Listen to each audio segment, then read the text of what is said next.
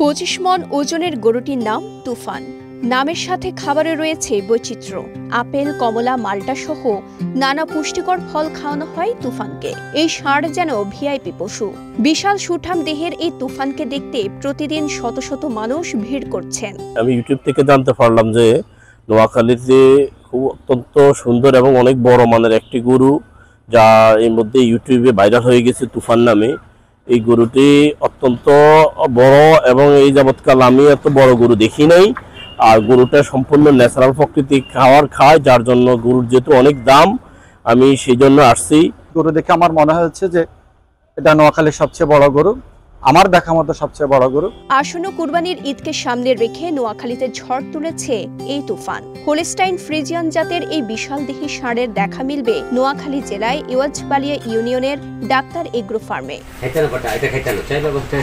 25 মাস বয়সী তুফান লম্বায় 9.5 ফুট ও উচ্চতায় 6 ফুট এই গরুটি নজর কেড়েছে সবার। আসন্ন কুরবানি উপলক্ষে তুফানের দাম হাঁকানো হয়েছে 12 লাখ টাকা। শুধু আকারে নয়, আচরণ আর খাদ্য তালিকায়ও এই ষাঁড় যেন একেবারে রাজকীয়।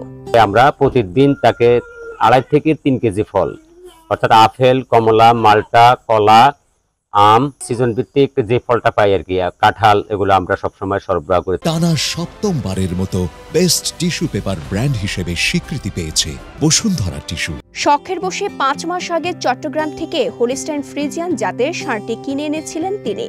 বর্তমানে ষাঁড়টির বয়স 25 মাস হলেও তার ওজন দাঁড়িয়েছে 25 মনে। প্রাকৃতিক ঘাসের পাশাপাশি কলাইয়ের ডাল, খৈল, গাজর, ভুসি এবং ফলমূল খাওয়ানো হয় তুফানকে। গরুটা হলো হল্যান্ডের হলস্টাইন ফ্রিজিয়ান।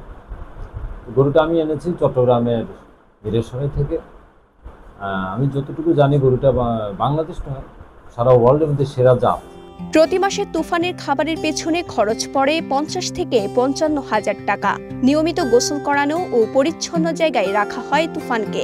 মানুষের ভাষা বুঝতে পারার বিশেষ ক্ষমতা রয়েছে তার। সকালবেলা উড়ি হইলে গা গোসল দোয়ার পরে যাই, খানা দানা দিই, ভুট্টা দিই। আমাদের এখানেও ঘাস আছে, ঘাসটা সবগুলা দিই।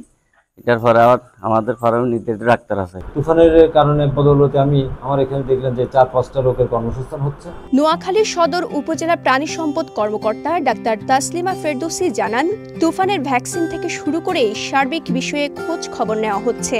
তুফান প্রাকৃতিকভাবে বেড়ে উঠলেও সঠিক পর্যাপ্ত পরিবেশ নেই। তুফানের বিষয়ে সব ধরনের সহযোগিতা করা হচ্ছে বলেও জানান তিনি।